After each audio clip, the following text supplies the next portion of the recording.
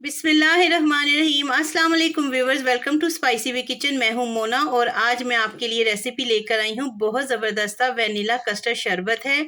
इसे ज़रूर बनाइएगा क्योंकि गर्मी भी है, रमज़ान भी है। आप लोगों को इसका बहुत ज़्यादा टेस्ट आएगा और ये बिल्कुल डिफरेंट सी एक रेसिपी है। इंशाल्लाह ताला आप लोगों को ज़रूर पसंद आएगी।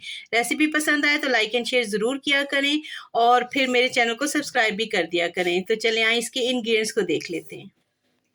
कस्टर्ड शरबत बनाने के लिए मैंने 1 लीटर जो है वो मिल्क लिया है, दूध, और ये बिल्कुल फुल फैट है और इसमें पानी वगैरह ऐड नहीं किया हुआ है। और इसके मैं अंदर डालूंगी 1/2 कप चीनी। अगर आप ज़्यादा चीनी इस्तेमाल करते हैं तो आप इस चीनी को बढ़ा भी सकते हैं। तो मैं चीनी के साथ थोड़ा सा कंडेंस मिल्क भी इसके अंदर डालूंगी और ये कंडेंस मिल्क है मेरे पास 2 टेबल स्पून। तो यहाँ पे मैं फिर बता दूं कि अगर आप मीठा ज़्यादा खाते हैं तो आप शुगर की तादाद को बढ़ा सकते हैं। तो ये देखिए, इसको बॉयल आने देते हैं। जैसे ही ये बॉयल आएगा तो हम इसके अंदर कस्टर्ड को ऐड करेंगे। तो इसको बॉयल आने का हम वेट कर लेते हैं। दूध को अच्छी तरह से बॉयल आ गया है और फिर मैंने आंच को जो है वो आहिस्ता कर दिया है। अब मेरे पास ये वेनिला कस्टर्ड है। मैं 2 टेबल स्पून कस्टर्ड और उसके अंदर 1/2 कप मैंने दूध डाल के इसको अच्छी तरह से मिक्स कर लिया है। और मैं इसको थोड़ा थोड़ा करके डालूंगी, एकदम से सारा नहीं डालना वरना गुठलियां बन जाएंगी। तो इस तरह आप चम्मच को हिलाते जाएं और इसको हमने मिक्स करना है। मिक्स करके कम से कम हमने 10-15 मिनट इसको पकाना है ताकि जो कस्टर्ड का कच्चापन है वो ख़त्म हो जाए। लेकिन आंच आपने बहुत आहिस्ता कर देनी है। ये देखिए कितना अच्छा सा, कोई गुठली शुठली नहीं बनी है और इसकी कंसिस्टेंसी भी बिल्कुल परफेक्ट आ रही है। बस हमने इसको थोड़ा सा पकाना है ताकि ये जो कस्टर्ड का कच्चापन है वो फील ना हो। आज मैंने आहिस्ता कर दी हुई है। ये देखिए कितना अच्छा सा कस्टर्ड जो है वो गाढ़ा हो गया है और जितना हमें पतला चाहिए वो भी परफेक्ट है। अब मैंने जो है वो फ्लेम को बिल्कुल बंद कर दिया है और मैं इसको थोड़ी देर 5-7 मिनट इसी तरह ही जो है वो स्पून को हिलाते रहेंगे ताकि ऊपर जो मलाई है वो ना जम जाए। और अगर जम भी गई तो आपने उसको मिक्स करते रहना है साथ साथ। तो जब ये थोड़ा सा रूम टेम्परेचर पे आएगा तो हमने इसको फ्रिज में रखना है। कभी भी हाइजीनिकली आपकी सेहत के लिए अच्छी चीज़ नहीं होती है कि अगर आप गरम गरम चीज़ जो है वो फ्रिज में रख दें। तो ये जब जैसे ही रूम टेम्परेचर पे आएगा तो हम इसको अच्छी तरह से ठंडा करने के लिए फ्रिज में रखेंगे।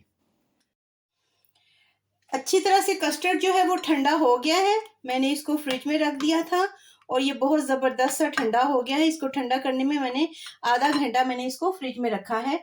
और जब जैसे आप देखें अच्छी तरह से ठंडा हो गया तो ये फिर रेडी है। इसके साथ ही मैं इसके अंदर डालूंगी 2 टेबल स्पून किशमिश और इसके साथ ही मैं डालूंगी इसके अंदर 2 टेबल स्पून बादाम है जिन्हें मैंने पानी में भिगो के रखा था और इसके छिलके उतार लिए हैं। थोड़ा सा हम रख लेंगे ऊपर गार्निशिंग के लिए और इसको मिक्स कर देंगे। और इसके मेन पार्ट जो है वो साबूदाना है। ये देखिए, इसे मैंने 1/2 कप साबूदाना को उबलते हुए पानी में डाला था और 10 से 12 मिनट बनाया। उसके बाद ठंडे पानी से निकाल के इसे मैंने स्ट्रेनर में डाल दिया था ताकि पानी जो है वो अच्छी तरह से निकल जाए। तो ये साबूदाना जो है ये भी रेडी हो गया है। हम इसको डाल देते हैं और इसको अच्छी तरह से कस्टर्ड में मिक्स कर लेते हैं।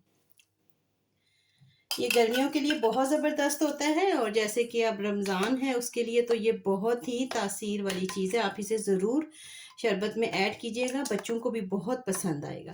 और इसके बाद हम क्या करेंगे, ये अच्छी तरह से साथ साथ मिक्स होता जाता है। नेक्स्ट स्टेप जो है, 3 से 4 टेबल स्पून मैंने ये जो बेसल सीड होते हैं या तो मलंगा होती है, इसे मैंने पानी में डाल के रखा था, वो इसमें डाल देंगे और इसको भी मिक्स कर लेंगे। इन सारी चीज़ों से कस्टर्ड की तासीर और कस्टर्ड शरबत जो है वो बहुत ज़बरदस्त बन जाएगा। और इसके बाद जो इसके अंदर एंड में जो इसका एक लास्ट इंग्रेडिएंट रह गया है वो है जेली। तो ये 3 कलर की जेली है, इसको हम डाल देंगे। जैसे हम नॉर्मल जेली बनाते हैं बिल्कुल उसी तरह ही मैंने ये जेली तैयार करके रखी हुई है और इसको देखें मिक्स कर लेते हैं। और ये अच्छी तरह से हमारी सारी चीज़ें मिक्स हो गई हैं। देखें, देखने में कितना खूबसूरत लग रहा है और ये खाने पीने में बहुत ज़बरदस्त है। और इसके साथ जब आप इसको सर्व करेंगे तो ये मज़ीद आप इसको ठंडा करके सर्व करेंगे तो ये इसका जायका और भी ज़बरदस्त आ जाएगा। तो अब हम क्या करते हैं, हम इसको ग्लासेस में डाल लेते हैं। ज़बरदस्त सा हमारा जो है कस्टर्ड शरबत बिल्कुल रेडी है और मैं इसको बाकी जो है वो ग्लासेस में डाल देती हूँ। तो सर्विंग जो भी आपके ग्लास आपके पास हैं आप उनके अंदर इसको डालें और ठंडा, क्योंकि ये काफ़ी हद तक मैंने इसको किया हुआ है। और एक चीज़ जो मैं आपको बताना भूल गई थी, जब मैंने इसको फ्रिज में रखा था तो साथ ही इसके अंदर मैंने क्रश जो है वो बर्फ़ डाल दी थी अच्छी तरह से। तो वो छोटे छोटे पीस करके उसको मैंने डाल दिया था, ताकि दूध जो है वो बाद में पानी ना इसके अंदर शाम हो जाए, पतला ना हो जाए। तो ये ज़बरदस्त सा हमारा कस्टर्ड जो है वो बिल्कुल रेडी हुआ है शरबत। आप इसे ज़रूर ट्राई कीजिएगा, फिर मुझे बताइएगा कि आपको ये रेसिपी कैसी लगी है। ठंडा ठार सा मज़ेदार सा, लाजमी अपने रमज़ान में इसको बनाइएगा और फिर मेहमानों को भी सर्व कीजिएगा और ख़ुद भी पीजिएगा, मज़ेदार सा।